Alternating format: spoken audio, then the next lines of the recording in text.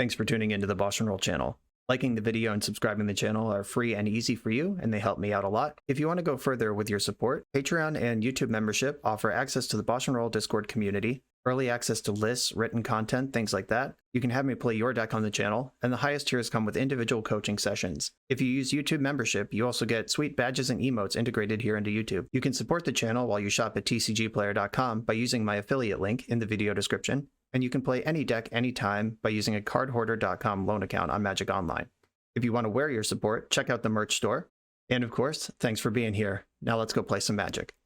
Welcome back to the BoshNRoll channel. Today I am playing Modern at the request of Patreon subscriber Leo.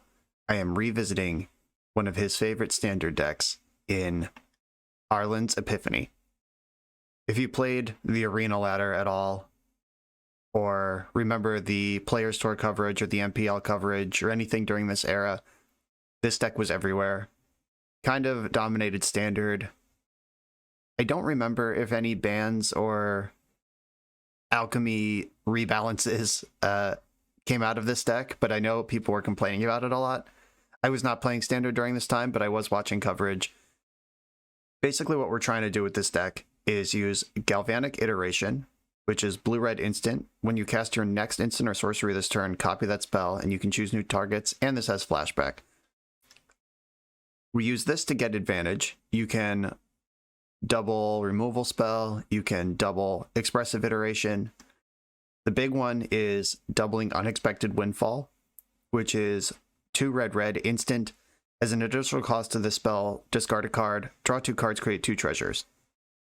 If you copy this spell, you only copy its effect, not its costs. You don't have to pay the costs again. So you discard 1 card, and then you draw 4 cards and make 4 treasures. It's a giant burst of mana, it's a giant burst of gas in your hand, and that sets you up with your 4 treasures, which basically make this spell free. You can flashback Iteration and do something even bigger next turn. Eventually, doubling ALRUND's Epiphanies is where this is headed. Create 2 1/1 bird creature tokens with flying, take an extra turn after this one. And this has Foretell, so you can pay 2 mana up front to exile it, and then later you can spend 4 blue to cast it. With Galvanic Iteration, that's an 8 mana play that makes 4 birds and lets you take 2 extra turns. Pretty serious advantage. On Unexpected Windfall, there are a bunch of variants of this. One of them is 1 and 3 red, but it's a sorcery instead of an instant. And I think being able to Windfall in the end step or like play at instant speed is pretty important. Like turns where you're holding up counterspell, and if they don't do anything, you can Windfall. I just thought that was more important than being slightly more castable.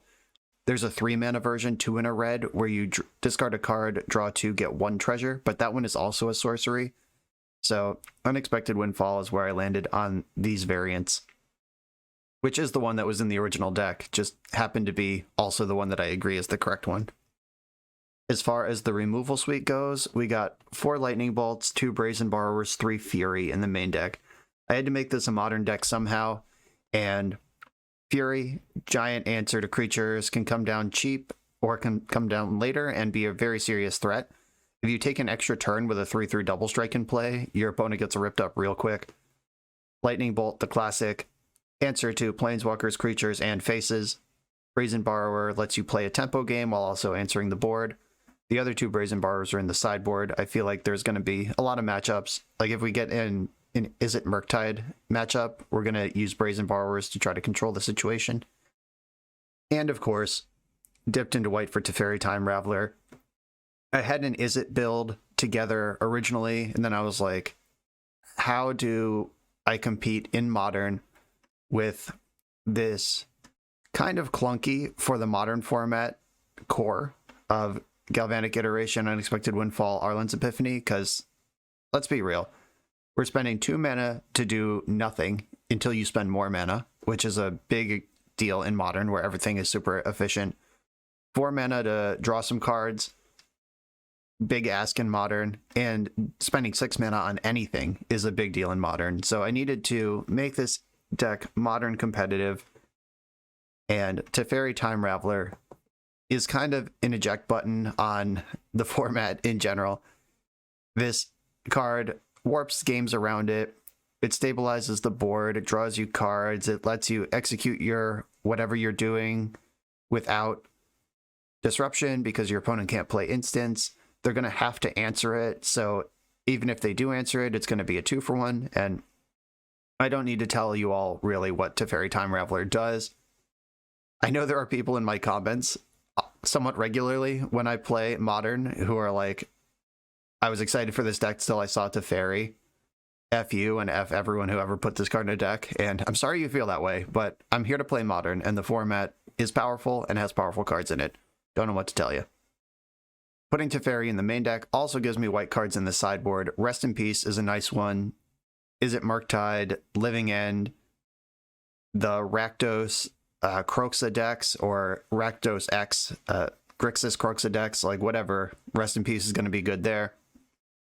And Path to Exile is kind of maligned in Modern these days because Solitude has outclassed it, Prismatic Endings outclassed it, March of Otherworldly Light has outclassed it. But I have a specific goal in mind with Path to Exile, and it's the Amulet Titan matchup. Being able to dress down a Titan on the way in and then answer it before it can attack again is actually a really powerful play pattern against Amulet. And none of the cards in my deck can kill a Titan 1-for-1. That's what Path to Exile is doing here. I have Blood Moons as well for the Amulet matchup, but they have Besagers and stuff now, so not reliable. And bouncing a Titan with Brazen Borrower is not an answer. Bouncing a Teferi is not an answer. Just Path to Exile was the cleanest thing I could put in, because my deck is not going to be good at getting Delirium for Unholy Heat, and Path to Exile is what was left over. We got Mystical Disputes for Blue Mirrors and Control decks, Chalice of the Void for Rhinoceroses, and Living End. Any Cascade deck is getting the Chalice. And that's what we got here. That's the deck. I feel like this deck should be playing Murktide Regent, but I'm going to leave that one on the board this time, or in the board this time. On the cutting room floor is what I'm trying to say. There might be too many lands in this deck, but we are trying to cast a 6-drop. We're trying to make an 8-mana play out of it even. So I think having the lands is not going to be bad. Plus we have the Windfalls that can shred through the lands. This deck makes sense to me on paper. Let's see if it makes sense in practice. This is Leo's Jeskai Epiphany. I'm on the draw round 1, playing against a Yorion deck, and I'm definitely keeping this hand. A couple more thoughts about the deck list that I'm playing. Like, this could be a Ragavan deck. You could go a lot lower. It could be a Murktide deck. I mentioned that. It could be both. But what I really tried to avoid while building this deck was just jamming Arlen's Epiphany into Is It Murktide, which would have been really easy to do. Or to just jam Arlen's Epiphany into an existing Jeskai control deck. I wanted this to feel unique, like we were actually doing an Arlen's Epiphany deck and not just making an existing Modern deck worse to meet the criteria of the league. So if any, like, air quotes, obvious inclusions are not here, always love to hear about your thoughts in the comments, but, like, comments that are like, you should just play Murktide are not particularly helpful, and this is why. All right, we got a Savai Triome into Breeding Pool. Someone is doing everything over there. I can kill this Wrenn and 6 right now. Probably should. Fury can hit Planeswalkers. Wren's on 4. I don't need Shatter Skull Smashing. I don't think this is going to be a creature matchup, and I have a lot of lands already. All right. 4 damage to Wrenn. Really wish I had an Ephemerate, but that's not a card in my deck, so it's hard to ask for it. And I almost passed the turn without foretelling. Tighten up, Buttercup. There it goes. All right, that was a pretty efficient early interaction. We'll see what they follow up with. Probably their own Teferi. Vindicate my Triome. Tough crowd. All right. There goes my plan to curve up into Archmage Charm. Let's hope they don't have too many of those. This feels like a Niv Mizzet deck to me. Just the card Vindicate, Savai Triome into Breeding Pool, just representing all 5 colors. Omnath, okay. I would have loved to Archmage's Charm to counter that, but As you all saw, I got vindicated. I'm gonna hold up Archmage Charm this turn. Feel like it's a little late. Just under the gun against this active Omnath. With a fetch land. I can at least counter a Niv Mizzet if it goes onto the stack right now. I'd rather draw 2 cards. There's 3 cards in hand over there. Here comes something. Oh, Yorion in hand. Okay. I will counter Yorion. Yeah, that was a really good way to distract my counterspell from the Niv Mizzet that might be in hand. But I did not want to battle another 4 power creature and let them draw another card. And another fetch land to go with Omnath here. I can Windfall in the end step, which gives me the mana to Epiphany next turn. Discarding the Hallowed Fountain. Okay, Fury is not bad. So I can Epiphany first. Or do I want a Fury first? How do I actually win this game? I think I win this game by having Fury in play when I Epiphany. I'm also representing Counterspell with the treasures. Fetching in response to gain another 4 life. That was smart. Tight little play on the edges there. 1, 2, 3, 4, 5, 6. I could suspend another Epiphany with my treasures. Then I'm not holding up Counterspell anymore. But I am representing multiple turns in a row. 1, 2, 3, 4, 5, 6. But I can make that same play next turn. I just tap my lands for the first Epiphany, use my treasures for the other, and then foretell it. Okay, yeah, I can represent Counterspell and still take 3 turns in a row. Kaya's Guile. Alright, I'm sacking a creature, and you get a 1/1. This is definitely a Niv Mizzet deck. Just look at all these specifically 2-color cards. Oof. Alright, well. Bouncing a treasure isn't that bad because I can sack it in response and they don't get a card. It's still Stone Rain, but it's at least it's not Stone Rain. Draw a card. Plus Teferi. Attack me to 8. Counterspell. Alright. Oh, well. Teferi makes that card a lot worse, but I'm gonna shock in Steam Vent and then Epiphanize. They haven't cast a Counterspell yet. 1, 2, 3, 4, 5, 6, 7.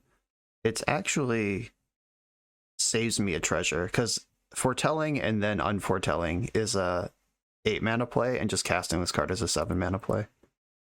So I can actually save money by going to my next turn. Brazen Borrower. All right. I'm gonna attack Teferi. Am I gonna attack Teferi? 1, 2. Yes, I can get it dead over the course of extra turns. And then my Counterspell is up, going into their turn. Another one. 3rd turn in a row. Archmage Charm is a powerful spell. I'm going to attack Teferi with all of these to play around a removal spell. All of these cards attack Teferi. Just put 1 more damage on it than I need to. Because I really need Teferi dead based on the texture of my hand. Just Counterspell, Counterspell, Flash Creature. Let's go. They have 3 cards in their hand, and I have 3 answers in mine. Let's see where this goes. I'm not going to counter an Abundant Growth. Niv Mizzet Reborn. I'm going to counter that. I would like to draw cards with Archmage Charm.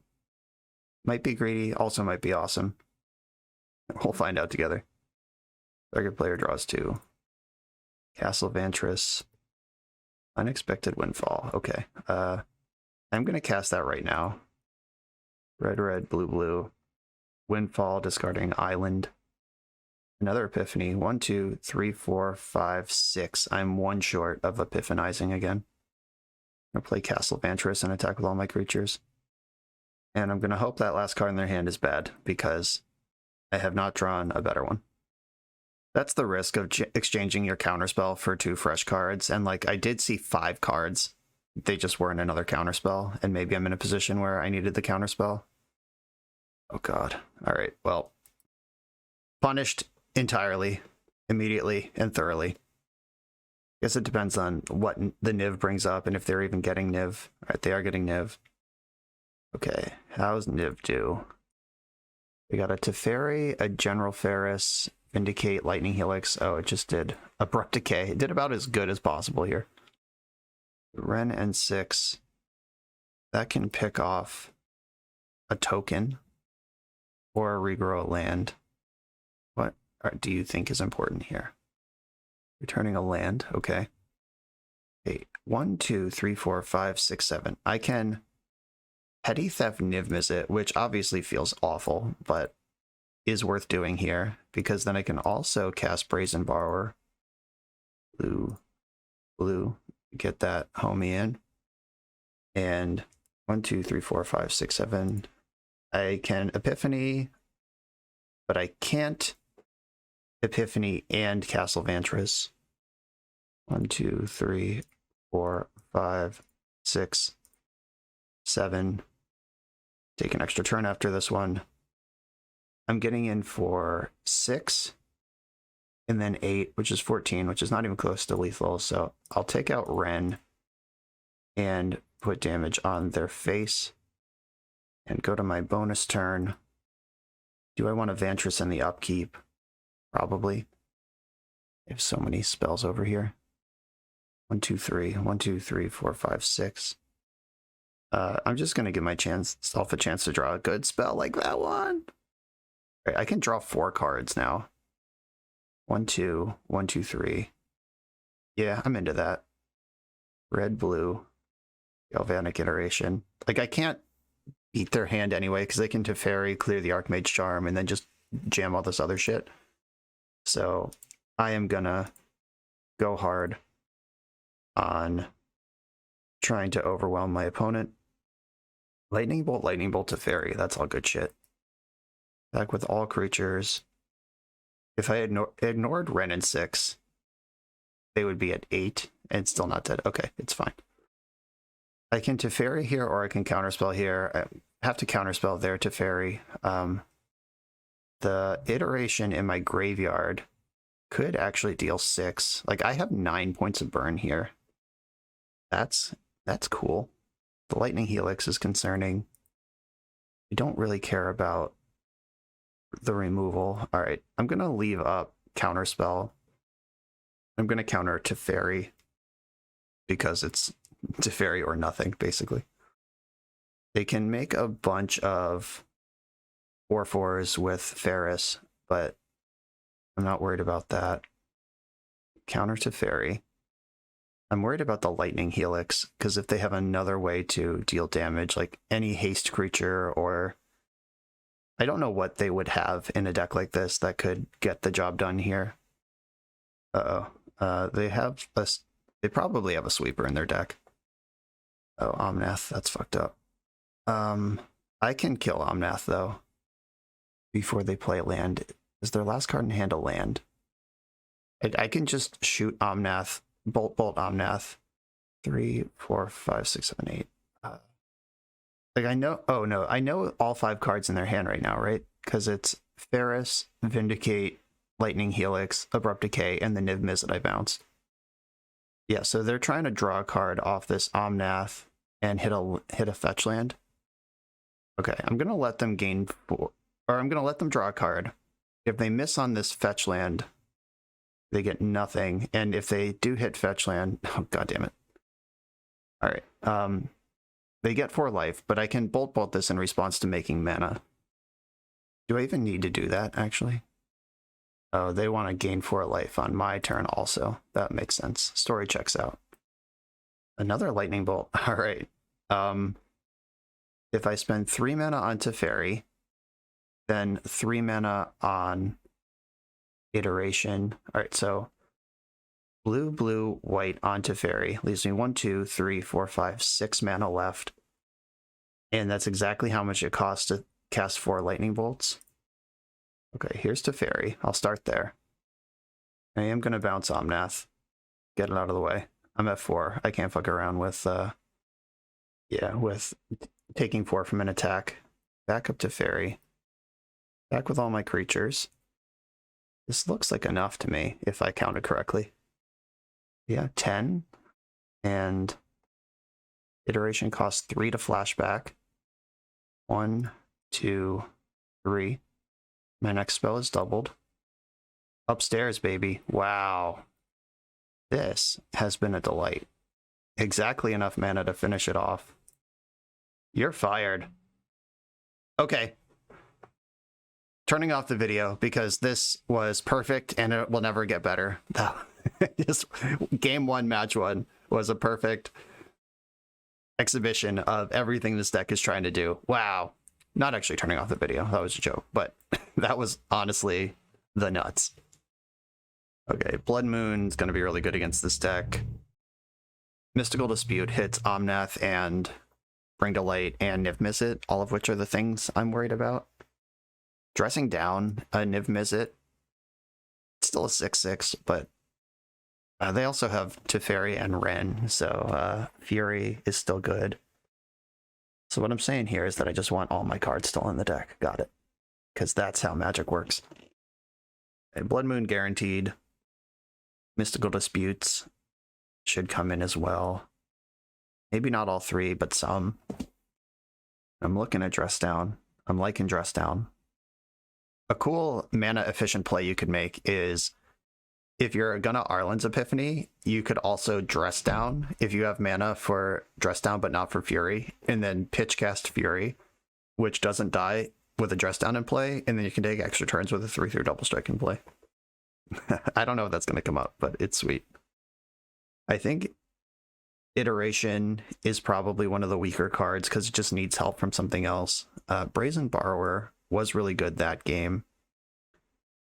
I think Lightning Bolt is actually kind of sus. And I don't think I need all three Furies. Lightning Bolt did help close the game out, but that doesn't mean it's great.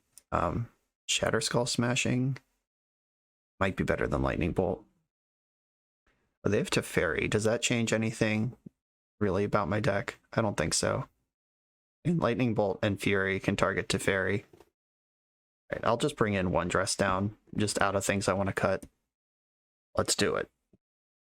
It's a little awkward because I think Galvanic Iteration is the worst card here for this matchup. Probably for the deck in general. Like, we're just porting a standard interaction into Modern, and some things aren't going to translate well. If there's a game 3, I'll probably cut more of those. I'm keeping this Blood Moon hand, even though I don't have any islands. I have an island now. Easy money. Right, no Abundant Growth yet. I like that. Okay, I'm going to fetch a basic island now, because that lets my Sulphur Falls come into play untapped. I can show Counterspell. Okay, Moment of Truth. Do you have something that embarrasses Blood Moon? Because you are currently exposed to Blood Moon. Just put Yorion in hand. Wow. This game might be over right now. Okay, Shotgun Hallowed Fountain. Yes, Pay the Life, and Blood Moon. How'd we do? Oh no, Basic Swamp. We're starting to dig out. Castle Vantress, another mountain. Next turn I can start casting Furies. There are enough islands in the deck to cast Archmage Charm. Currently not close. Sulphur Falls, cool. Yeah, drawing all these lands means I get to save Shatterskull Smashing in case I actually need to cast it. Fury, target nobody. And let the 3/3s ride. I went to discard, lost a Niv Mizzet. Yeah, that one's not happening this game. Sorry to tell you. Attack for 6. And play another Fury, which puts lethal on board. And I'm going to leave up Lightning Bolt rather than leave up Island, because I'm not bluffing anything and I have a spell I could actually cast. This is it. Can you answer Blood Moon and also stabilize? Okay, yeah. They said GG's. Good Blood Moon. Yeah, I agree. That was a strong showcase of both Plan A and the sideboard. Really good first match. On to the next one. I'm on the play against an Obosh strategy. I'm going to keep this hand. The mana's a little awkward because I have 2 basic islands. There's a Triome in the deck. I have a red card and white card in my hand with 2 basic islands and 1 colored source. But yeah, I'm going in on Triome here. Relic, alright. That I'm not worried about. The flashback on Iteration is really the only thing that my graveyard uses in this deck. Okay, cool. Colors are set up. Foretell this Epiphany. I love that you can foretell your most important card, so it's immune to Thoughtseize for the rest of the game. It's just chilling over there whenever I get around to it. I could stick to Fairy here, or I could hold up Archmage Charm. They just didn't do anything for a whole turn. Yeah, I'm going to play Teferi. And I'm going to plus. Because there's nothing to bounce. If I bounce Relic, they can sack it in response, and I don't get to draw. If I minus just to draw a card, then I lose Teferi to any Lightning Bolt, Lava Dart, whatever the hell. If they are like some mono-red Blood Moon strat, Teferi can bounce Blood Moon, and I also have an access to another basic island. If they cast Blood Moon here, I can bounce it, fetch a third island, and then I even have Archmage's Charm up through Blood Moon. It's easy peasy. Alright. That's a good one to cast into Teferi. Discarding Chandra Dress to Kill and Spikefield Hazard. Alright. Counterspell. I can bounce one of the elemental tokens, because if I bounce Seasoned Pyromancer, they just get more value off of that. If I bounce an elemental, yeah, I'm going to do that. Just clear out something permanently. Another Teferi. That's not bad. I'm going to pass here. I'm holding up counterspells or Windfall. If I Windfall, I can Epiphany next turn. Oh, that was weird. They Relic of Progenitus target themselves. What's going on over there that they care about that? Clearing out Teferi. You got it. Okay, exiling Teferi. Are they playing like the Eldrazi cards that care about... Okay, I don't care about this. I was right there, a Blood Moon deck. But guess what? I have treasures too. I'm gonna discard Scalding Tarn to treasure up here. Another Epiphany. I can 1, 2, 3, 4, 5, 6 cast the Epiphany that's currently in exile. And then I have one treasure left that can Teferi on the following turn. Can I get any farther ahead before then? I don't think so. Alright, I'm just gonna Epiphany. Go into my extra turn, up 2 birds. Hit a land drop, made 2 birds, so that was not bad. I think I want to use Teferi. I actually am like slightly disrupted by this Blood Moon, like enough that it's worth fighting over. Bounce the Blood Moon. Castle Vantress, hell yeah. And then I get to foretell another Epiphany and then counter the Blood Moon. And I'm gonna leave my birds back to block. No, I'm not. Do I care? Nope.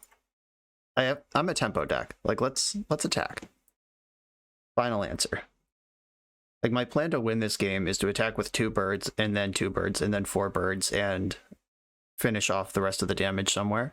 So leaving this back to block, my plan is not protect Teferi. My plan is defeat my opponent's life points by taking several turns in a row. And now I have 3 counter spells and 4 power in play. Seems like a reasonable thing to do. Light up the stage, that's a cool one. Hit Blood Moon and Den of the Bugbear. Taking Blood Moon next turn. Brazen Borrower, effing sweet. And I'm gonna Epiphany here. And maybe I'm supposed to spend a turn countering Blood Moon, deploying Brazen Borrower, then Epiphany. That might have been better, actually. I might have just given up on 6 damage. And like, I'll get it eventually, but also it was there. Steam Vents. 1, 2, 3, 4, 5, 6, 7. 1, 2, 3, 4, 5, 6, 7. Okay, there are 7 mana plays that my hand might want to make. So I am going to play my land and get in here. Like Counterspell, Petty Theft plus Archmage Charm is 7 mana. Slamming the Blood Moon. I can Petty Theft that if I even care.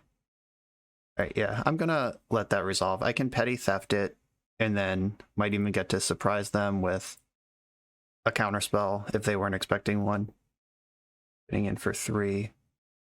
So Ken's on a second Blood Moon. Okay. Petty Theft the first Blood Moon. And then counterspell this one.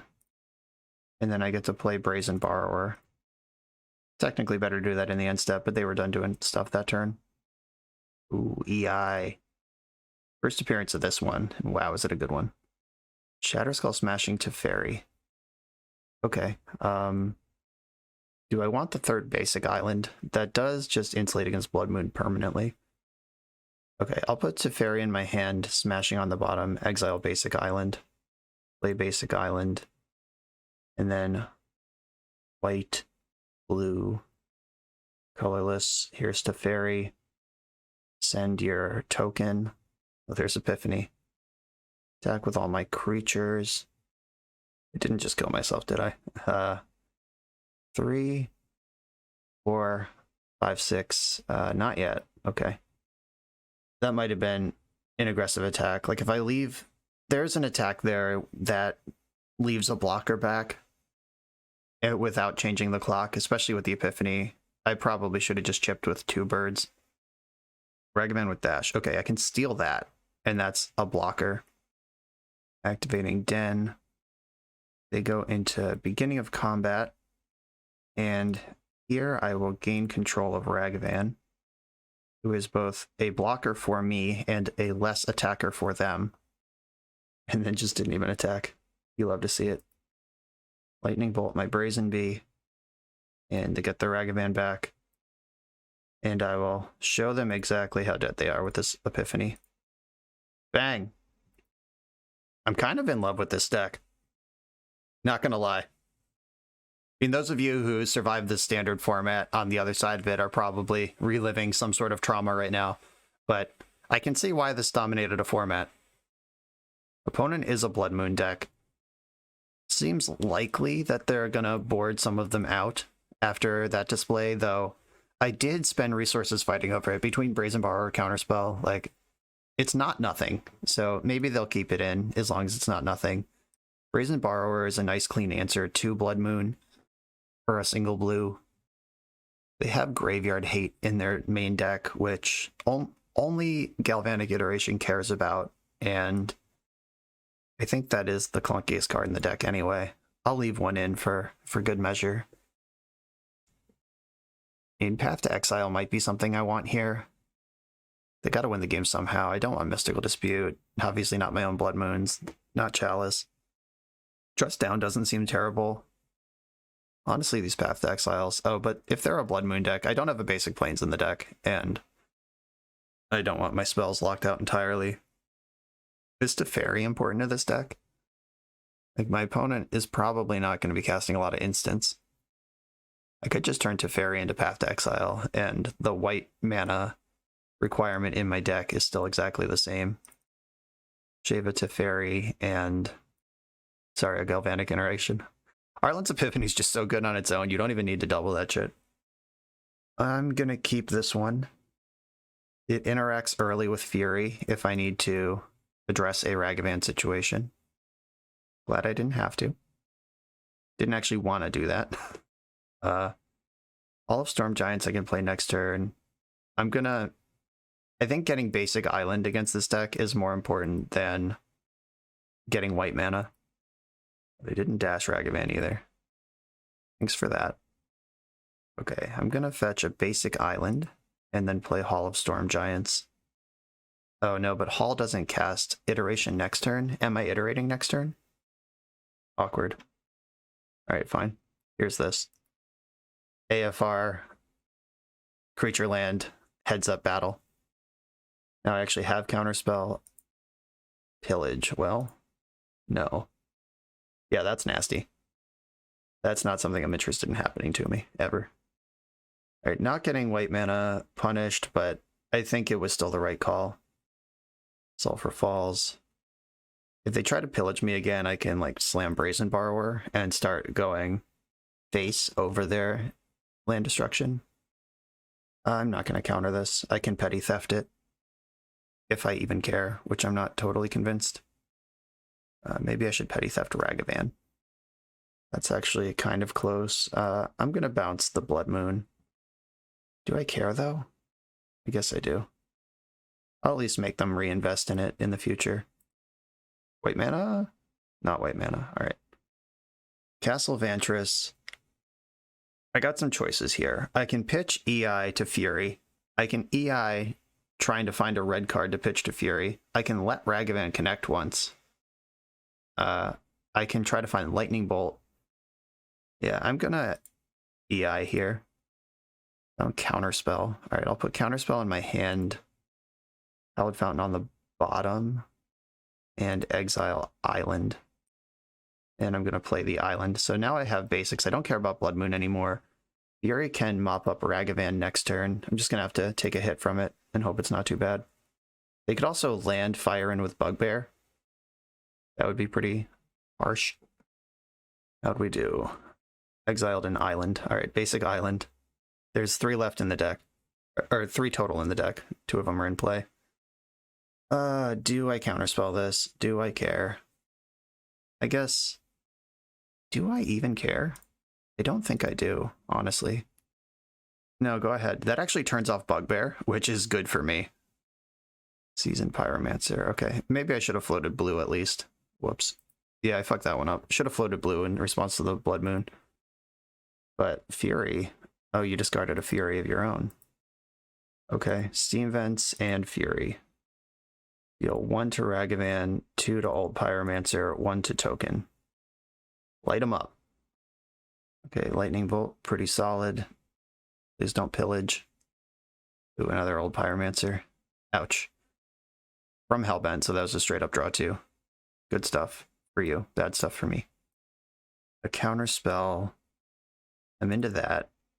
And I can exile Epiphany now.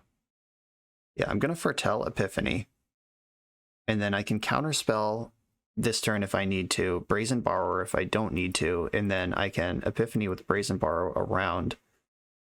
Next turn, this Unexpected Windfall, chucking the Teferi seems like a pretty reasonable decision to make.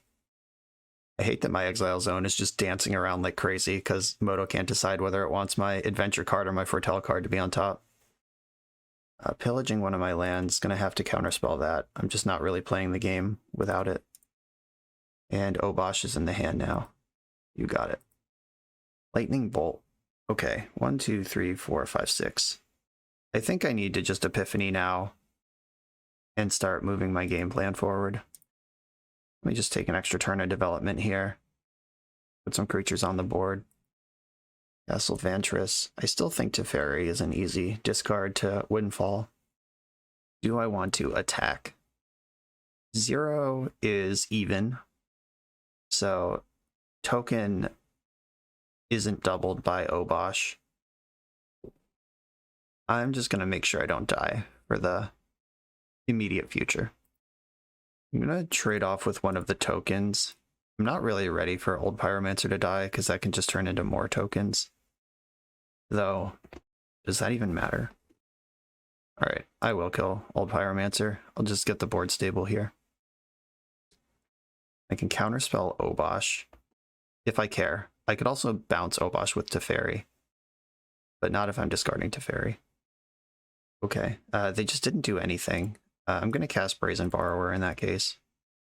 They could have removal spells for that. That's okay. Yeah, sure. Their last card in hand is Obosh. They're actually locked under their own Blood Moon. That Den of the Bugbear would have crushed this game 1,000 years ago otherwise. Okay. I'm going to trick them with Unexpected Windfall. Okay. But how do I want to do this? I guess I want Lightning Bolt in my hand.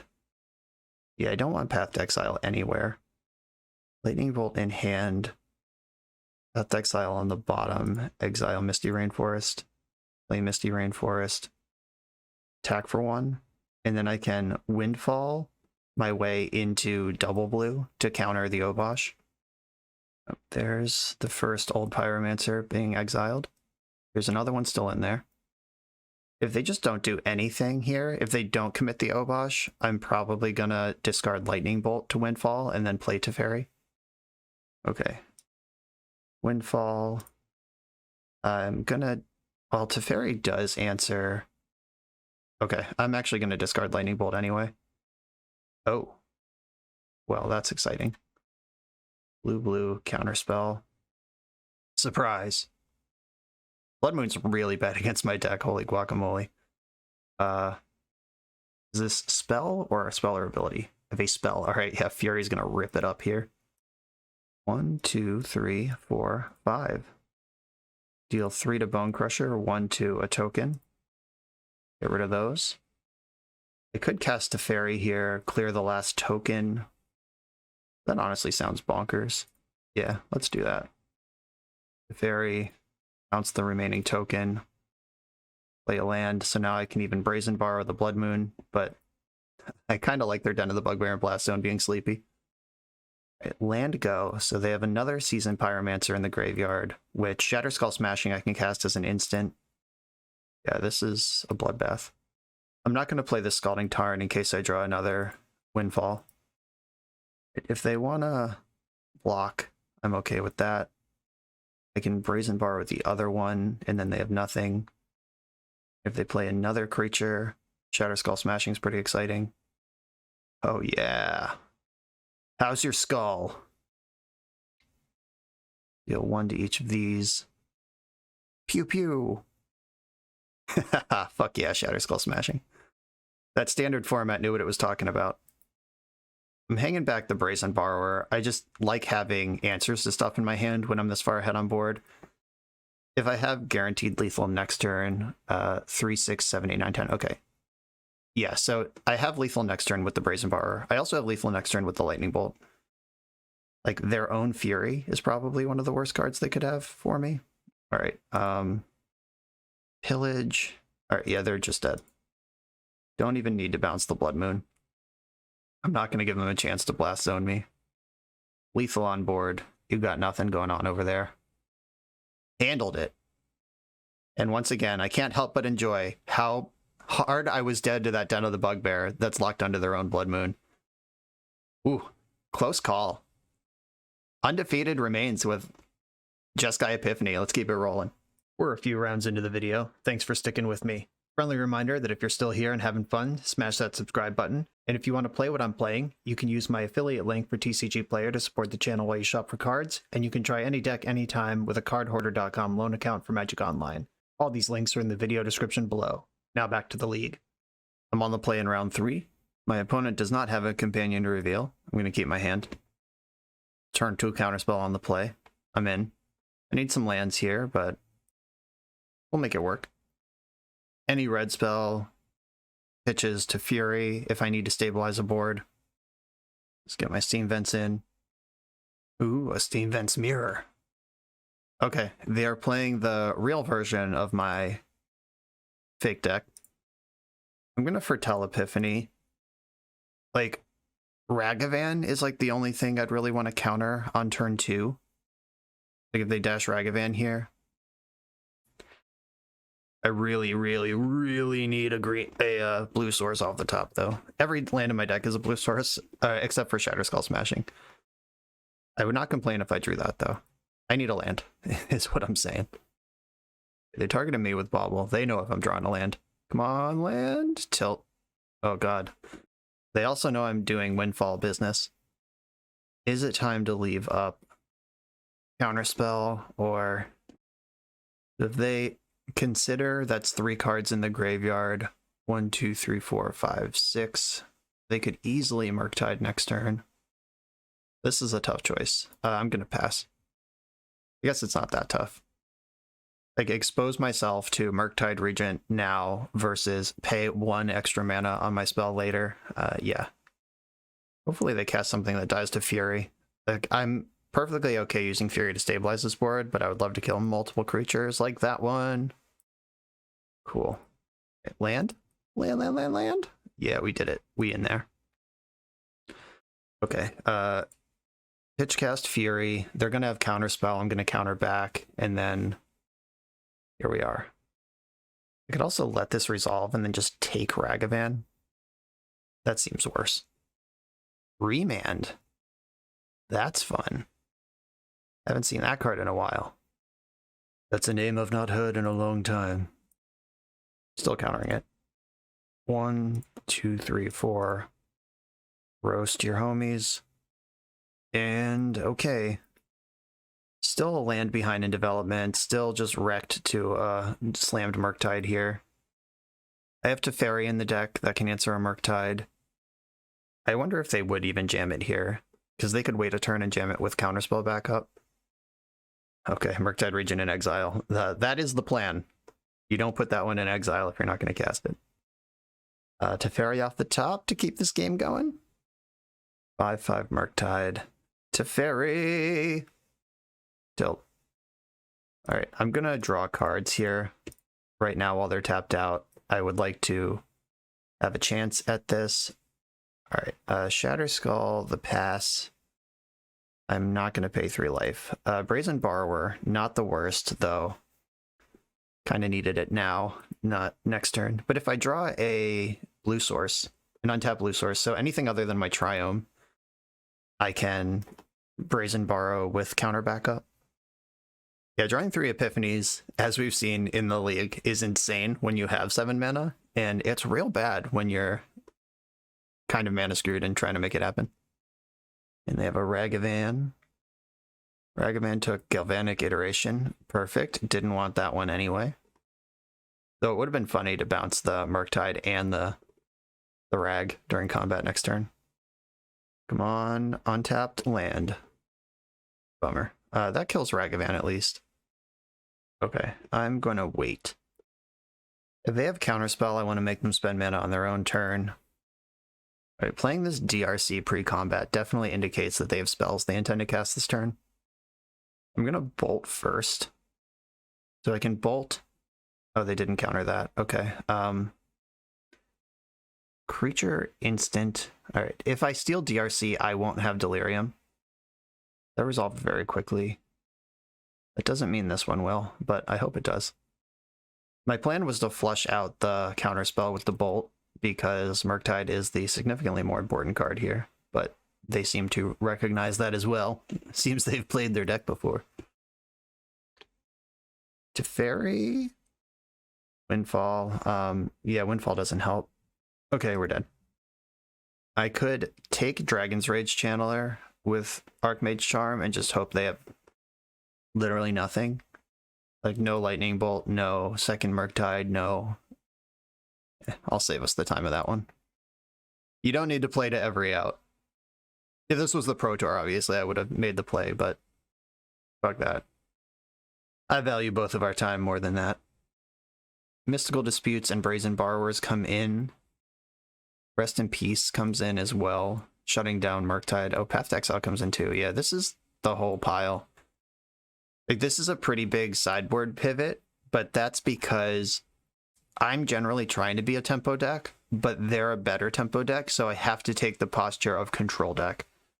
And that's just how this has to go. Galvanic Iteration, unfortunately, is the cut here. Sorry, Leo. That card has not held up in the format transition. Epiphany and Windfall have both been gas, but that one, not so much. Am I just starting to shave Epiphanies too? Like, at some point they're going to be good, but I need to survive to that point, which this deck doesn't necessarily guarantee. Lightning Bolt, Counterspell, Brazen Borrower, all these cards are good. Do I just leave one Epiphany in the deck to spike with? Do I just become Jeskai midrange? Oh, Windfall is a lot worse without Iteration in the deck.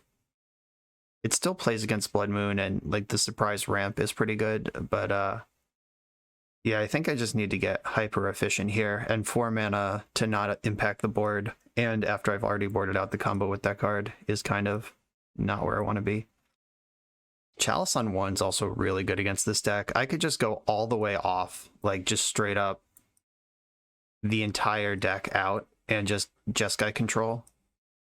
Chalice on 1 only turns off my Lightning Bolts, which is weird. Oh, it turns off Path as well. That seems worth it though. Okay, that's kind of cool. Like, honestly, like, I know there will always be people in the comments who are like, LOL, you're not even trying, you just boarded out all the cards that make this deck unique. But I think the deck's ability to pivot completely, this is almost a transformational sideboard into Jeskai control. I actually love this. And to the haters, you just saw me smear 2 people using the whole Epiphany thing.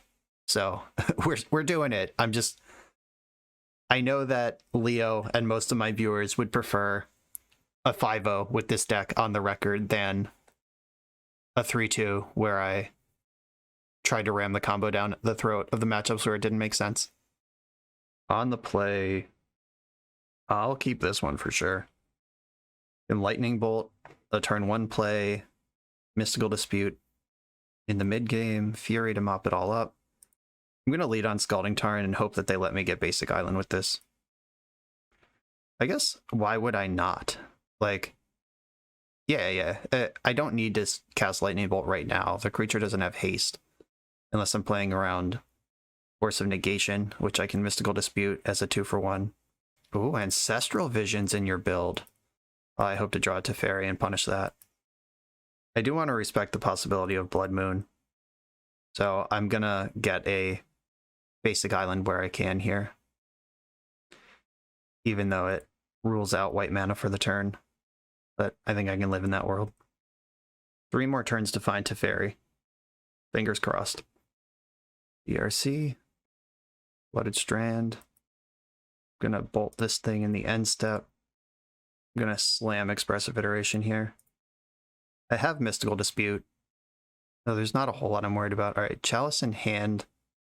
Bottom of Fetch Land, exile the other. Play it. That's another Basic Island if I want that. It's Flooded Strand, or Hallowed Fountain if I want that. I'm probably getting Hallowed Fountain. Oh, Chalice on 0 can clip this. Ancestral Vision as well, if I don't find Teferi before then.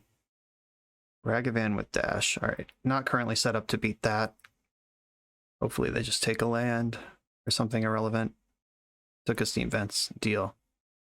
Right, I'm gonna fetch Hallowed Fountain here.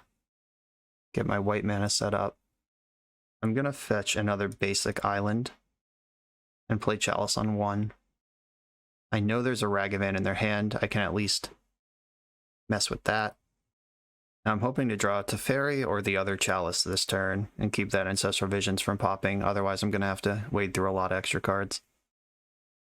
Murktide Regent would be a 3/3 if they slam it here. Is not very good. Alright, I guess I'll point Mystical Dispute at it, just for good measure. But if they have a dispute back, then Fury can clear this. Otherwise, I just have Counterspell in my hand moving forward. Teferi off the top! Alright, Counterspell off the top. I will Counterspell Ancestral Vision. That card is so effing good. And now that I have another Counterspell, maybe I should have done it even if I didn't have another Counterspell. But it's easy now that I have 2. Just went straight in the graveyard alongside the Murktide Regent. Wonder how many 1-drops are in their hand right now. Bobble me, play a land. 3 cards in hand, we know 1 is Ragavan. And they get to see Path to Exile. Awkward. Worth it. That means if they ever answer my Chalice, I have an answer to their next threat ready. Consider, alright, yeah, they're fueling a Murktide here. If they have put together a Murktide with Counterspell backup, that's actually really strong here. This Murktide's a 5/5, which is bigger than Fury. Ragavan in the graveyard, okay. That's weird. Murktide Regent doesn't care about that. Are we getting Delirium? But all of your cards that care about Delirium are 1-drops. I'm not sure what spewing off the Ragavan was about. 1, 2, 3, 4, 5. They can, I guess they could now delve all the way into, because they would have had to tap a mana last turn if they're trying to Murktide with double Counterspell backup. Counterspell. If the 2 cards in their hand are both Counterspell, I'm actually in a lot of trouble here. I'm gonna untap before I Brazen Borrow because that plays around Mystical Dispute. Alright, before you draw your card though, that's Petty Theft. Okay, cool. Another reprieve from Captain Murktide. Do I just want to play Fury and get to work? I don't think so. I'm just gonna Steam Vents tapped, and Murktide is currently a 4/4 if they redeploy it. There's 1 spell in the graveyard. And if they don't replay it, Brazen Borrower is going to get to work. 3 cards in hand. We know 1 is Murktide. We know 1 is not Counterspell. And 1 mystery card. Well, 1 complete mystery card and 1 definitely not Counterspell card. Brazen Borrower's in. Oh yeah. Too fast, too furious. Murktide Regent's still the problem, but all 4 Brazen Borrowers are in the deck. all 4 Teferis. 3 Brazen Borrowers still to draw. All 4 Teferis are in there. If I draw a red card, I can double Fury that thing. Oh, they're being really careful. I actually am super into what they're doing right now, which is they're waiting till Murktide can be a 5/5 because they've seen Fury already. That's really good play.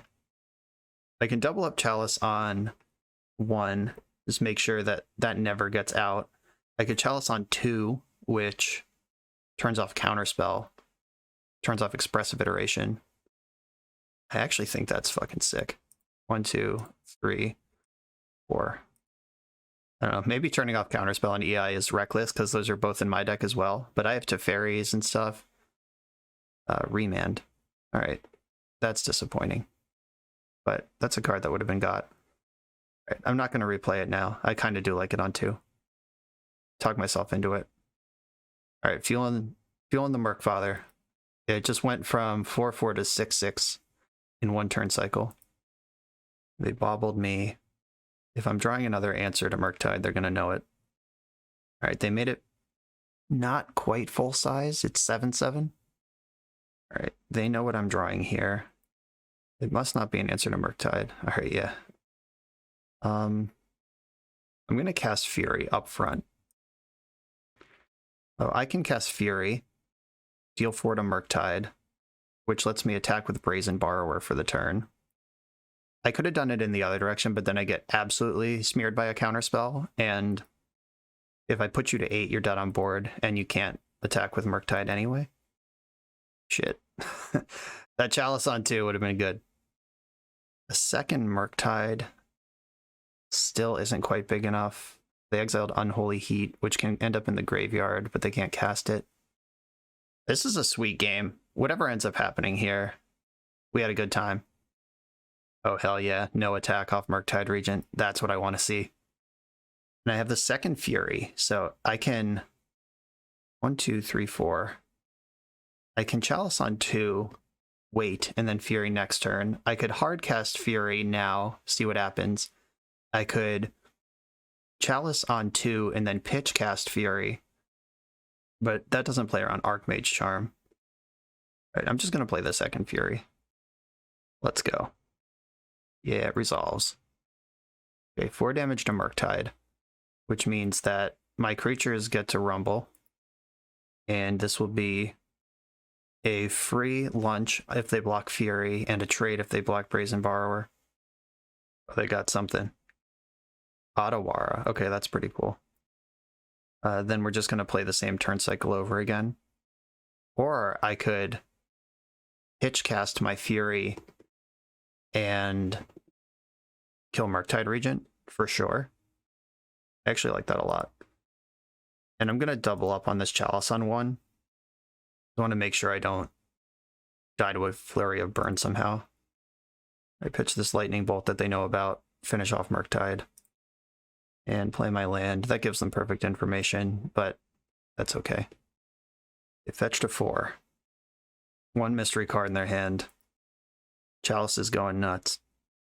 Murktide Regent is a 4/4 if they even have one. Oh, they got nothing. That was an awesome game. And I don't think anything changes. I still like being Jeskai control here.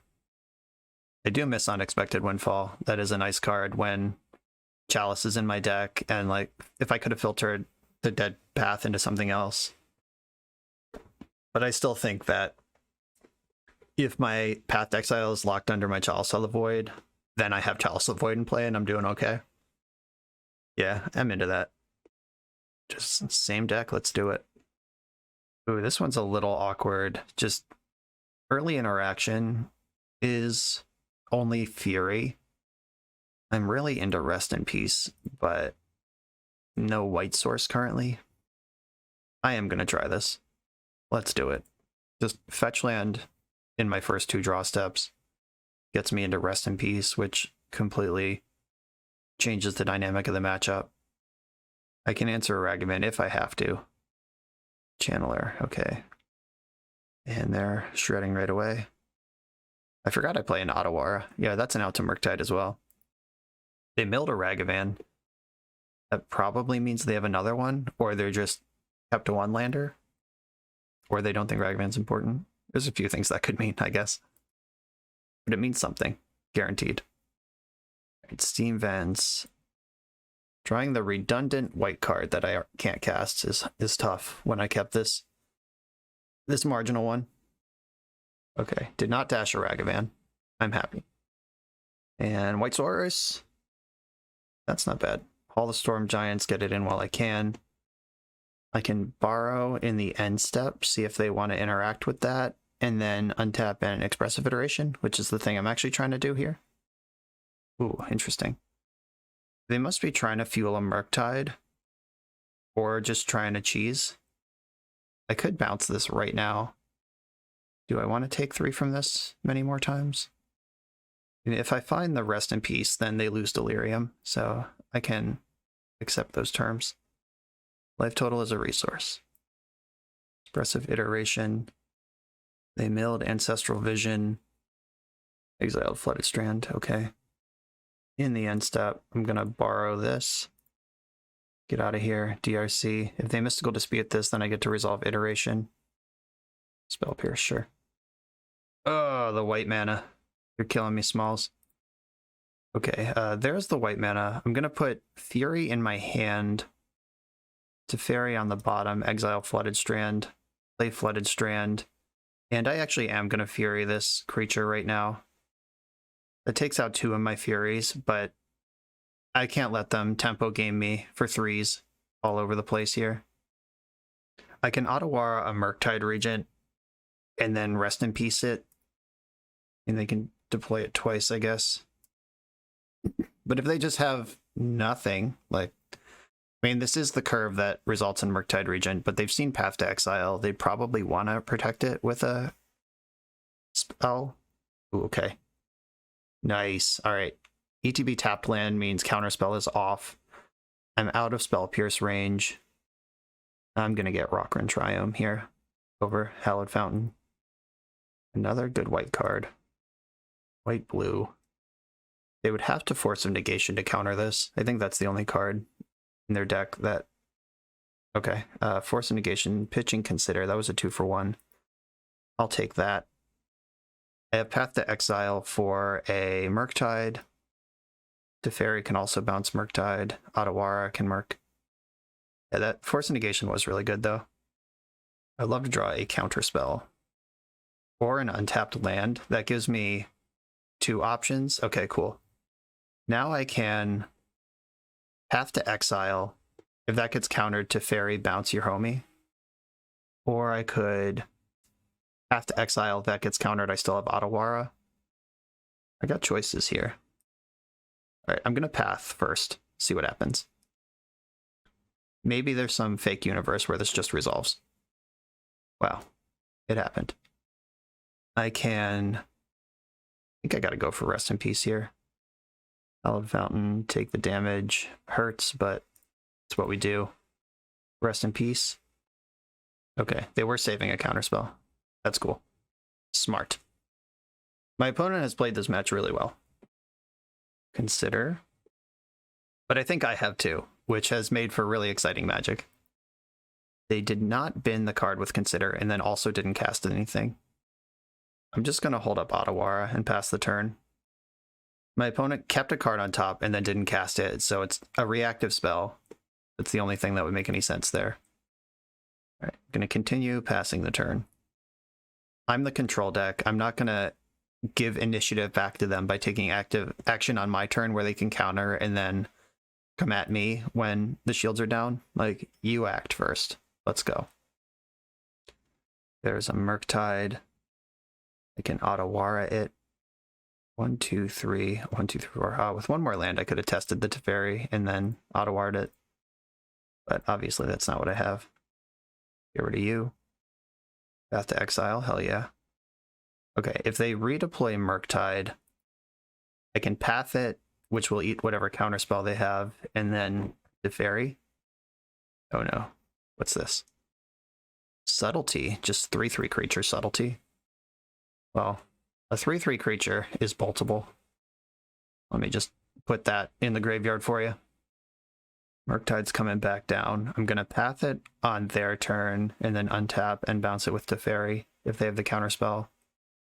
They put an extra actual mana into Murktide. That's interesting. Trying to protect Delirium wherever they can, I suppose. Path. No counterspell. All right. Doesn't mean they don't have one. Just means they didn't use it on that. Okay. Y'all ready for this? It's time to put the screws to them. Attack for 7. I don't have a reactive spell to represent. This thing has Ward 3. They only have 3 mana. I will reduce your life total by just shy of half.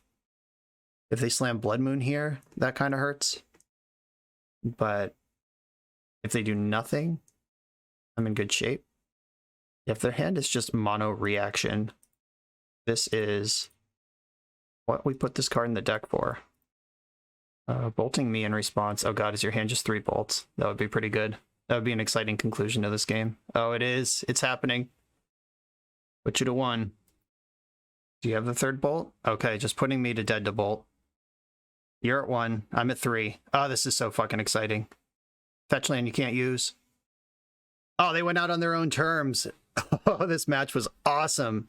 GG's Graven_Cairns. A pleasure to play against you. We are undefeated going into the back half of this league. I'm on the draw in round 4. I can't keep this 1-lander with 2 Epiphanies. Well, again, this one's a little awkward, but I'm in. I'm going to send Epiphany. That's a card I don't want till later. An island of any variety sets this hand off, just unlocks all my mana. Otherwise, I'm going to be playing a lot of really awkward tap lands. Hey, we're playing against Yawgmoth. That's the only deck that plays Young Wolf. I guess there could be some like green stompy deck that I don't know about. I mean, it's not like a meta deck, but the cards exist in the card pool, is what I'm saying. Another Young Wolf. These wolves are so young. Okay, I have Brazen Borrower up for interaction this turn. If I need it, I can Archmage's Charm on the following turn. Gonna take my 2 from the wolves. I'm gonna bounce one of them in the end step. I just want to interact where I can. That fetch land, I'm not ready for that. I think I have to leave up Archmage Charm. They're going into 4 mana, which is where Yawgmoth is, and if they don't do anything I need to counter, then I can cast Brazen Borrower. Endurance is a scary one. Can I beat Endurance? Probably not. Alright. They played the game plan I was just trying to play, which is end step, powerful thing. But I'm not in a position to beat an Endurance, so I'm going to have to respect it. Gilded Goose. Okay, good. I'm not getting Yogged this turn. But I am getting mono green beat downed. 2 mystery cards in their hand. I could Iteration here, or I could Windfall here. I think Windfall's better. I just leave up mana, cast Windfall, turn one of these lands into 2 cards and a treasure.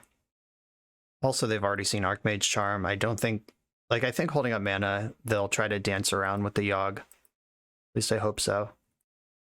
Because I need them to. There's the Young Wolf back. Oh, shit. I can't cast Windfall with this mana. I needed the Steam Fence. I am a dingus. This is a double red spell. Come on, man. At least I have Brazen Borrower. It wasn't a complete waste, but it was pretty bad. Otawara, not bad.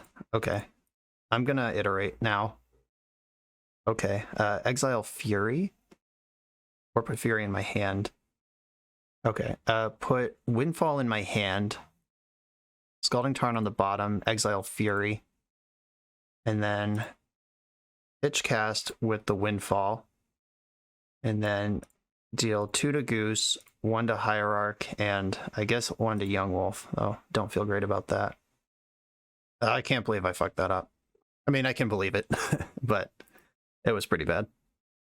Yeah, if I had played my Steam Vents like I was supposed to and cast Windfall instead of EI, I would have drawn that Fury and had the ability to cast it, and I'd have a 3/3 double strike in play instead of simply not having that instead. They have missed their 4th land drop in a number of turns, though. Grist is pretty strong. Oh, Blood Artist. Okay. I'm going to get my Triome here. Lightning Bolt. Is there a chance to win here? 1, 2, 3, 4, 5, 6. Grist can sack Geist for an extra damage. I'm going to attack their face. I think I'm going to have to like Epiphany my way out of this game. So that is what I will try to do. I can't play a land this turn. Yeah, I need Lightning Bolt and Otawara to survive. Or. Okay, pass the turn. The Grist can minus sacking Geist. 1, 2, 3, 4, 5, 6. This puts me to 1. I will go to 1. They have Geralf's Messenger, I'm dead.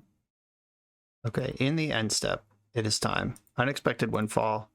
Time to tempo this game out, see if I mapped it all out correctly. Discard Steam Vents, because can't play that one anymore.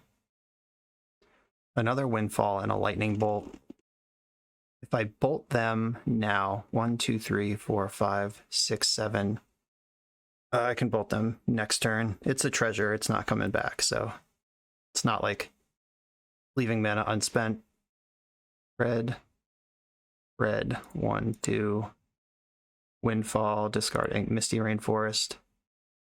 1, 2, 3, 4, 5, 6 mana. Just behind on that one. Okay, so I'm dead. But if I had found this, I attack you to 10, Epiphany, attack you to 5, bolt you, and then I have Expressive Iteration to try to find another bolt or Epiphany. That would have been pretty cool. All right, but we're dead. Disappointing. It's so close. Though I will say, if I had played Steam Vents last turn, I would have a mana to Epiphany now, but I would have had to discard Lightning Bolt to the Windfall. Yeah, maybe I'm just a mana-hungry deck and need to play my land and accept that maybe I don't get to bolt you out. Interesting. Close one. Okay, I like Brazen Borrower, I like Rest in Peace, I like Path to Exile.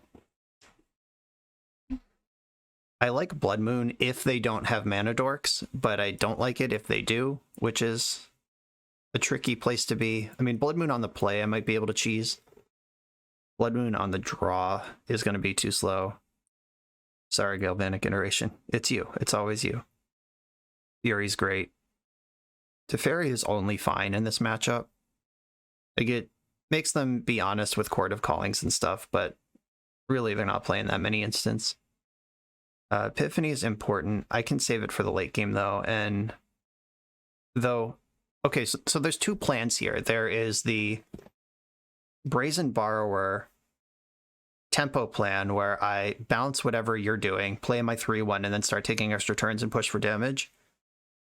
Or there's the Blood Moon you out sort of thing where, okay, if I'm bringing in Blood Moon, I don't want Path and vice versa, I think.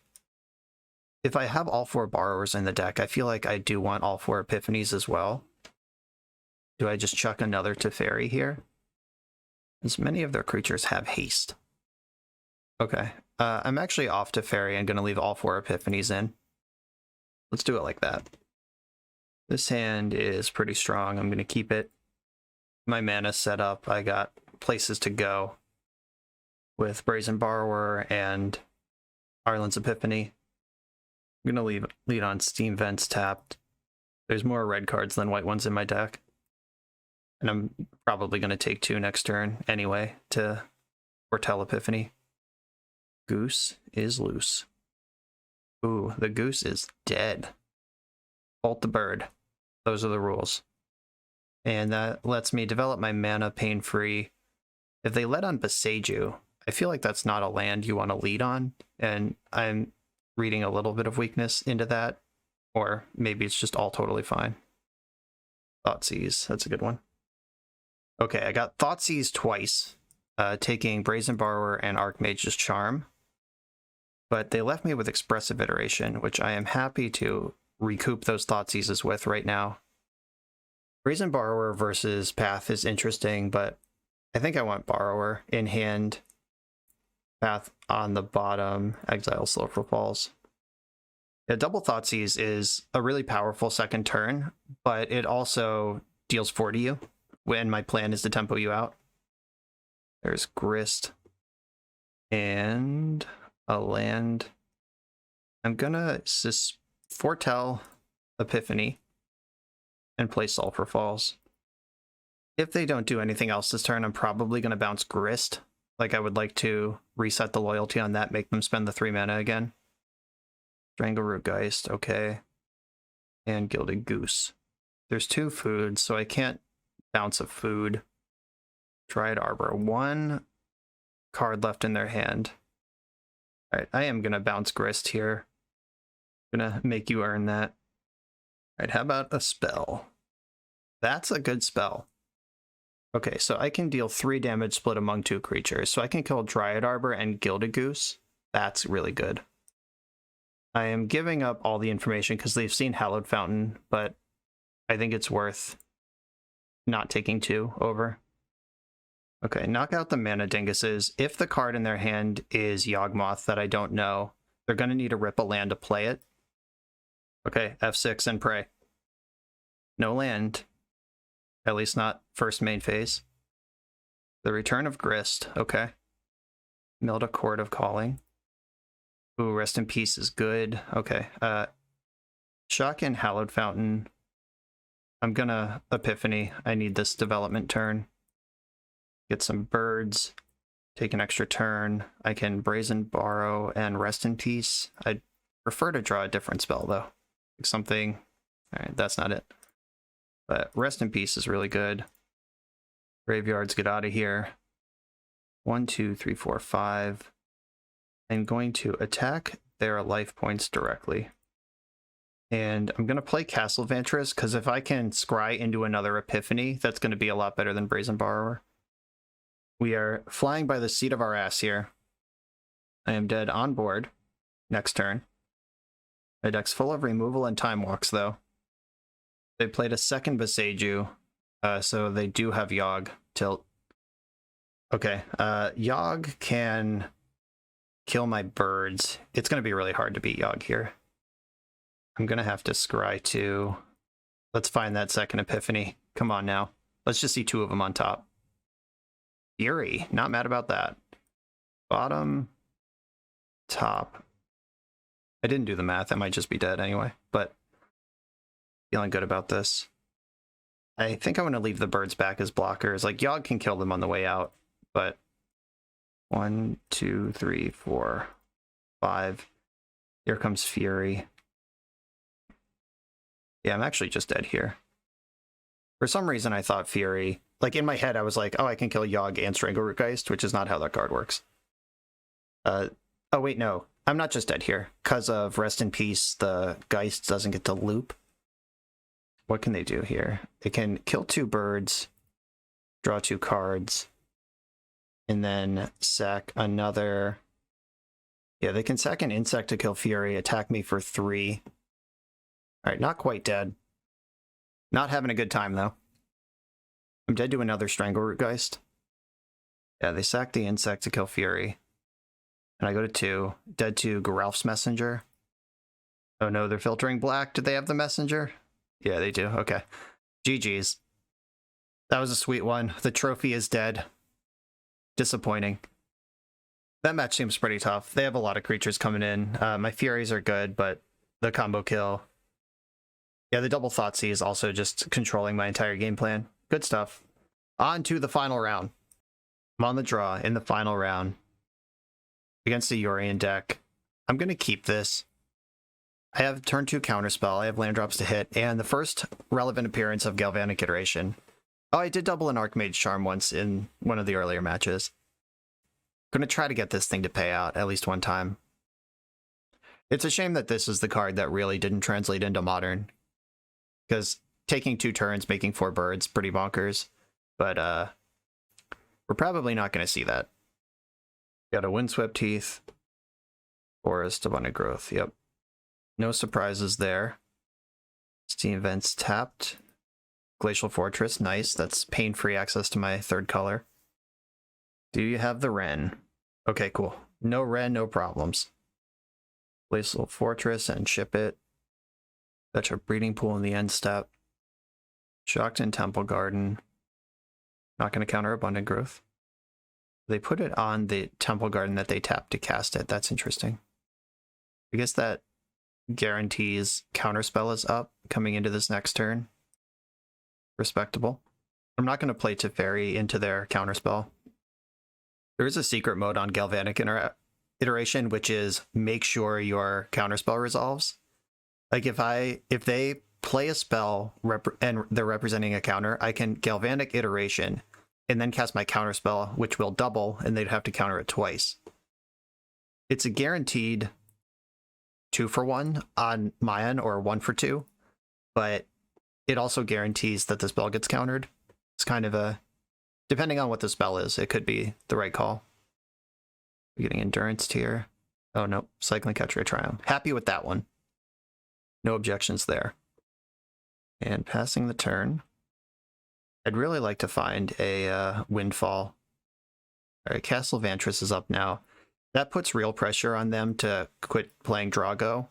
And the first player who blinks here, I think the first player who taps mana on their own turn is going to end up behind. They played Boseiju rather than answering my Vantress. I'm not saying that's wrong. It's just interesting. That might be the last land drop they have available. Like, I don't think you play that card if you can do better. All right. Looks like we have the mana. Oh, we don't have the mana. We only have 2 red. We need 3. Damn it. All right. We have the necessary number of mana to double a Windfall, but we don't have the colors. Oh, look at this. No land drop. Told you. Yep. Pay attention. Like, just something as simple as my opponent playing Boseiju told me that they don't have the ability to play another land. All right, I'm going to top these. Oh, top Archmage Charm, top Shatter Skull Smashing. I'm going to play the Shatterland untapped. I will pay the 3 life. And that also told them that I'm out of land drops. So we've both given up that information. They didn't have a land drop last turn. They have 8 cards in hand now. They're about to have to move to discard if they don't do something. Okay, Iteration when your hand is already full. This is not the pressure point, because they already have 7 cards in hand and 6 mana in play of every color.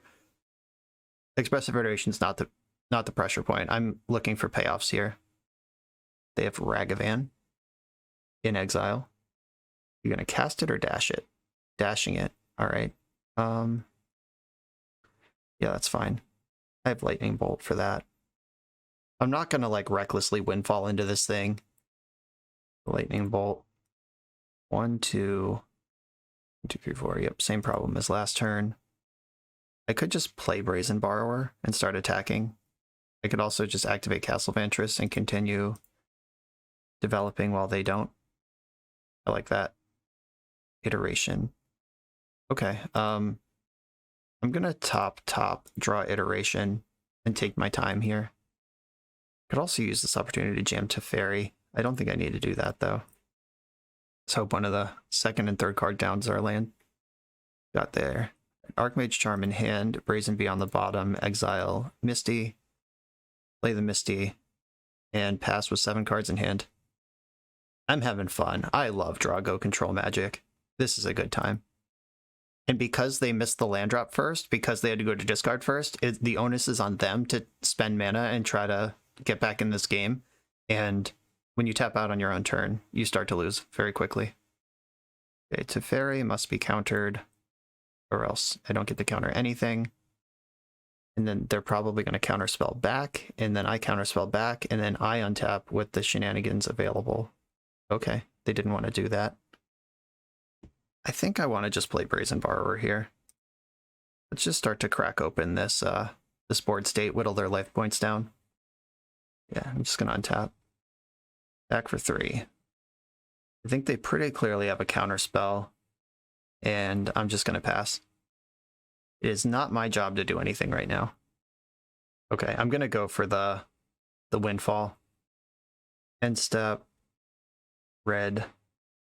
Blue. My next spell is Doublery Node. And Unexpected Windfall, red, or I'm gonna fetch first.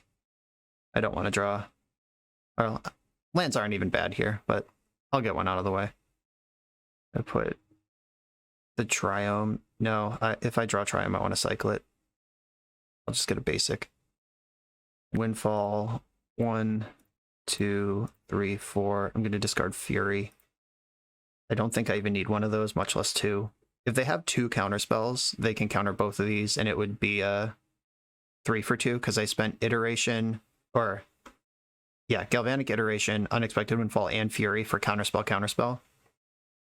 Kind of a risky exchange here, but I'm hoping it pays out. How'd we do? The first one resolved. That bodes well for the second one, and now I'm just loaded back up.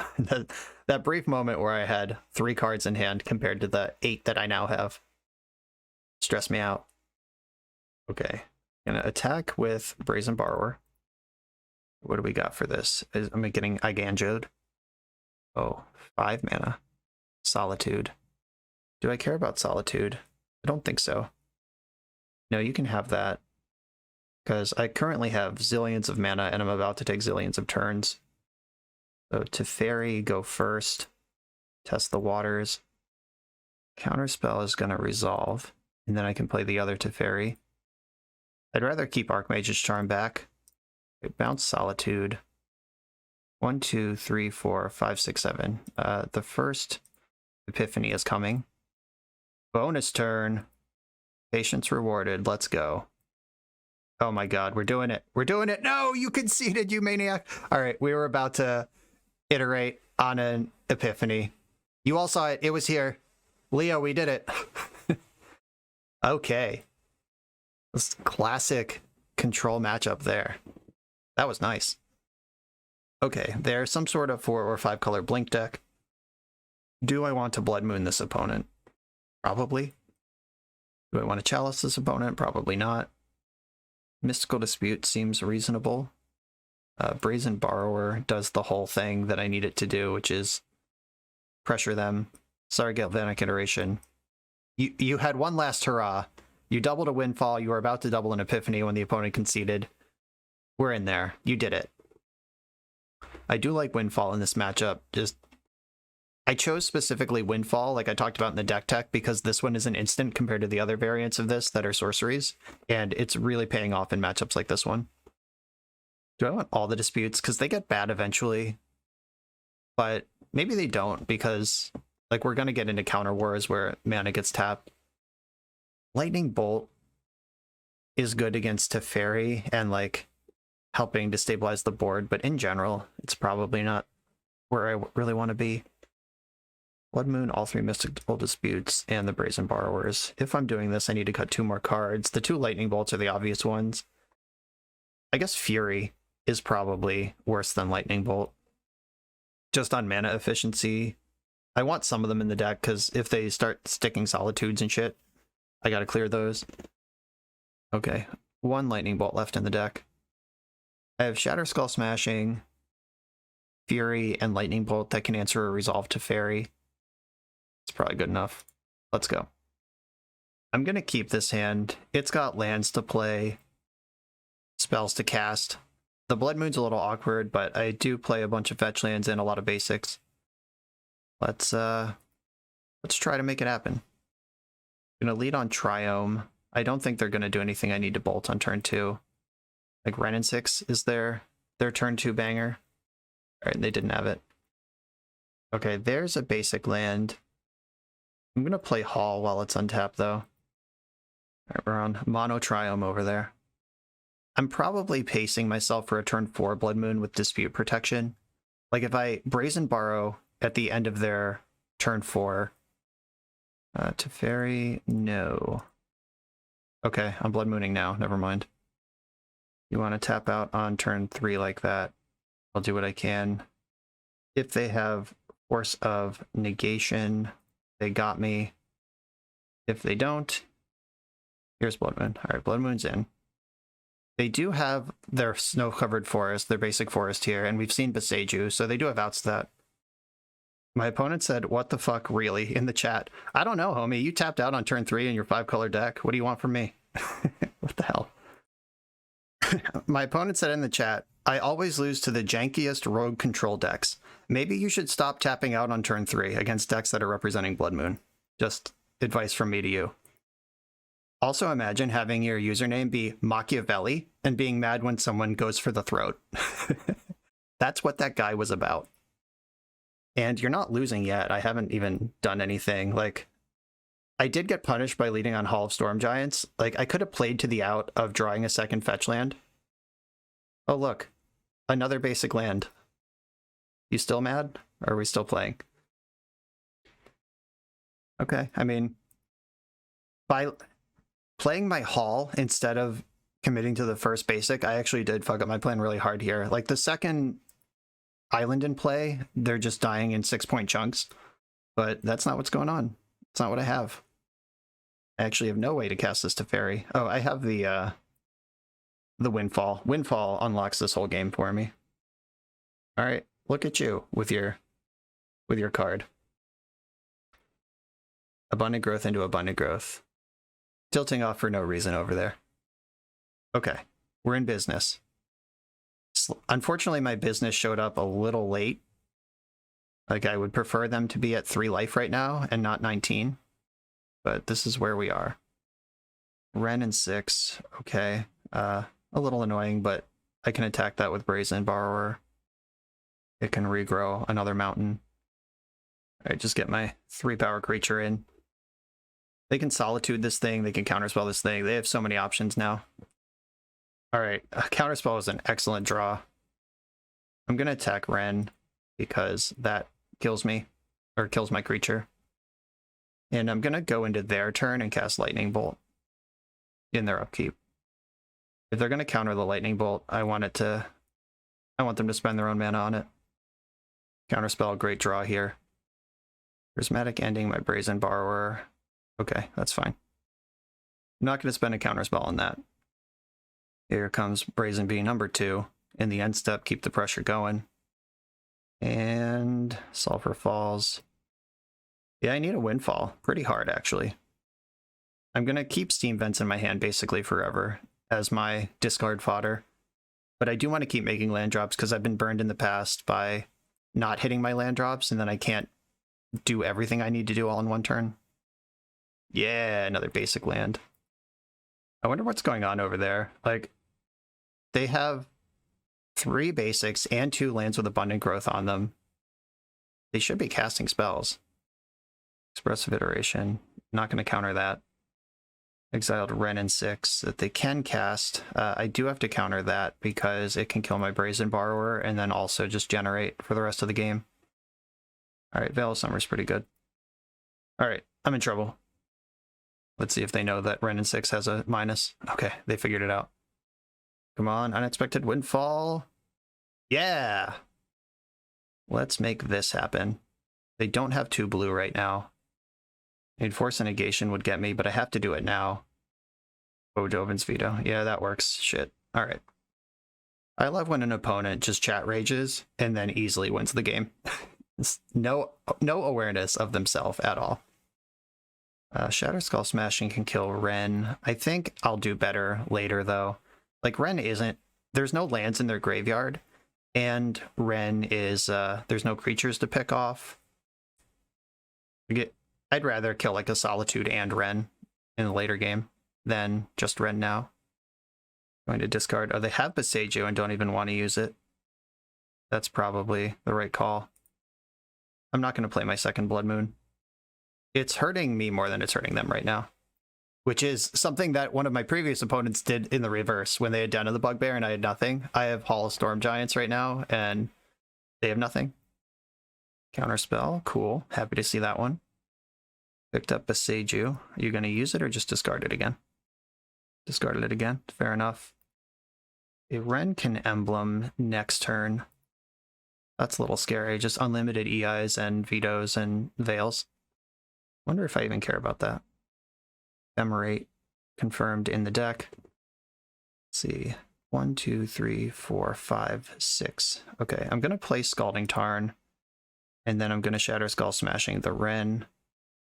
Because if you pay 6 or more, I'll deal 12 damage to Wrenn and 6. You counter, I counter. Do you have another Veil? Or is Wrenn gone? Okay, sure. We can play to the clock now.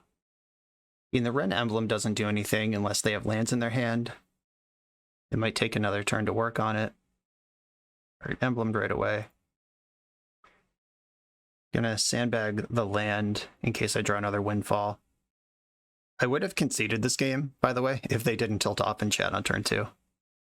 I will play to the clock and use all my measures against an opponent, such as this. Looks like it's going to be over pretty quick with this Omnath. We're going to clean up again, discarding Windswept Teeth.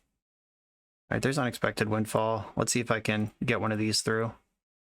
Discard the redundant Blood Moon. And they can Dovin's Veto from the graveyard if there's a land in hand. Just doing this now before they have 2 blue mana.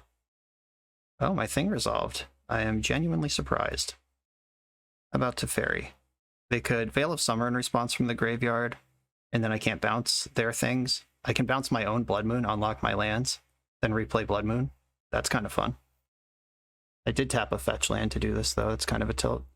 Okay, Veil of Summer resolves, and then bounce my Blood Moon, which unlocks my fetch land. Get this blue. I can replay now, or I can play another Teferi now. Yeah, I'm going to play Hallowed Fountain, untapped, and then white, blue, blue, another Teferi. I can draw another card. Keep this one. Minus target, nothing. Guess I could have plussed there, and then Omnath can't kill it straight up. Ooh. Don't hate that. I'm going to draw 2 cards right now while I still can. I expect them to dump their entire hand on me here, but that's fine. Have fun. They have zillions of land drops here. Omnath gets to go into Omega mode. And if they can Ephemerate to like reset the Omnath and then fetch more lands, they get even more mana. Go ahead. I go to 8 here. I have 7 cards in hand. Mystical Dispute. Hell yeah, that's a good one. LOL. Okay. White, blue, blue. Teferi. And there's 2 Veils in the graveyard, so... Alright, counterspell, target that. I can counterspell in response. They can Veil in response. I can bounce Omnath in response to that. Bounce Omnath. I can Veil again with another land. Ephemerate Omnath. That can resolve. Draw a card. And then all these things happen. Play Castle Vantress, replay Blood Moon. Can at least slow down Omnath, but they can fetch in response, deal 4 to me, and then attack for 4. Okay, go. Probably don't Ephemerate the Omnath again, because attacking for 4 has got to be worth more than drawing a card right now. Okay, I'm at 2. Oh, they took my Arlen's Epiphany. Well done. Thanks, Ragavan. Ultimate betrayal. The tilting off to Ragavan stealing your opponent's Arlen Epiphany pipeline. I hope they feel better now than they did on turn 3. Okay. That game was entirely my fault. I did not set up my Blood Moon the way that I should have. I could have played a basic on turn 2 and given myself the out to basic on turn 3, and I just didn't instead.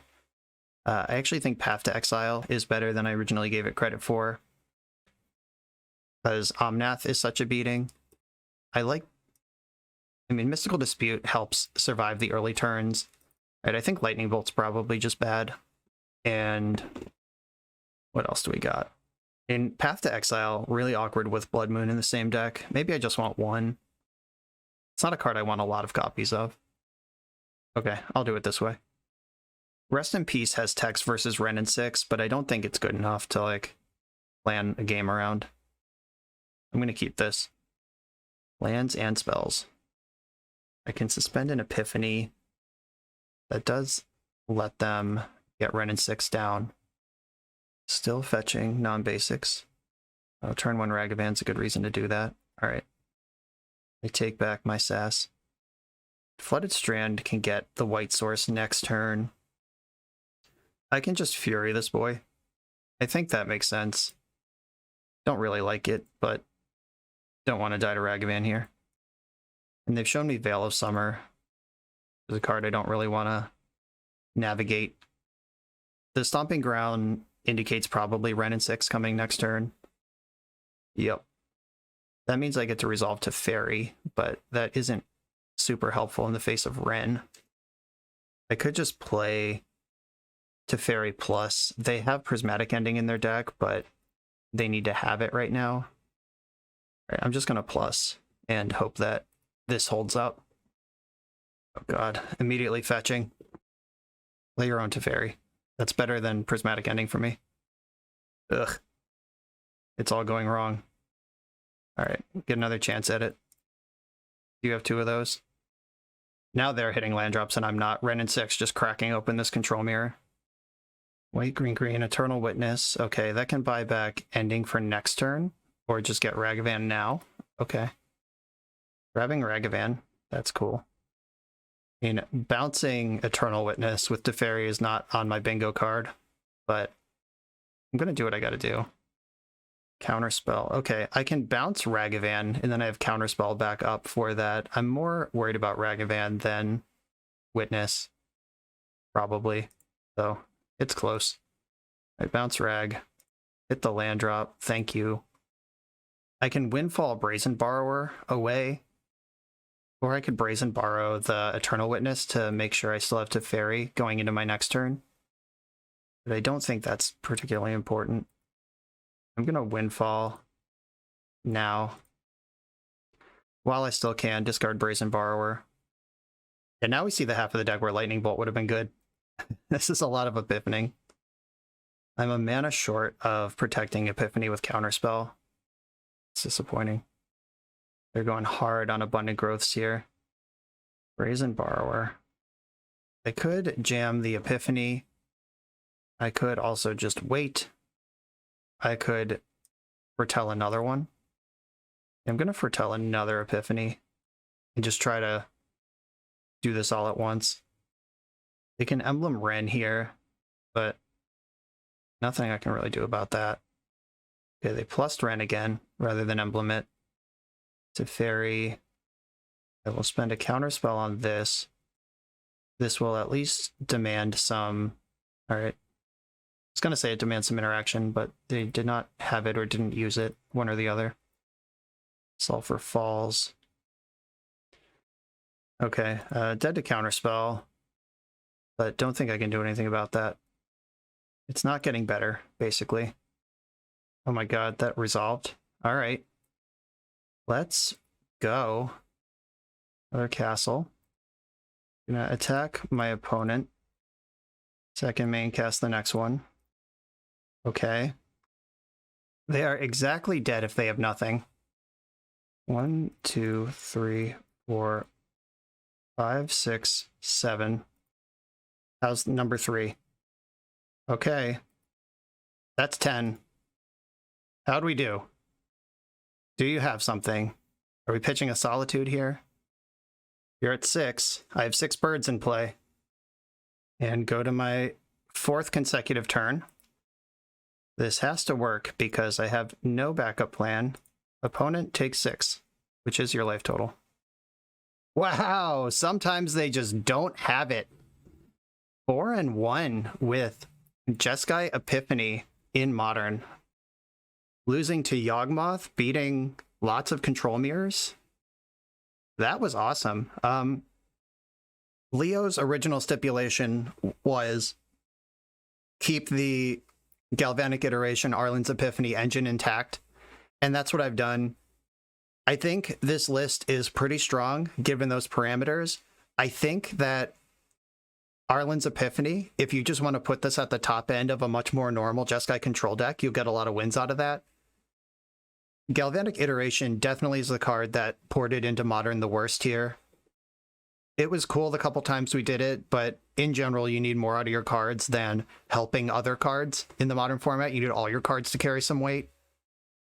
Unexpected Windfall was really good. It helps me play through my own Blood Moons, help play through the opponent's Blood Moons. The ramp is pretty dope.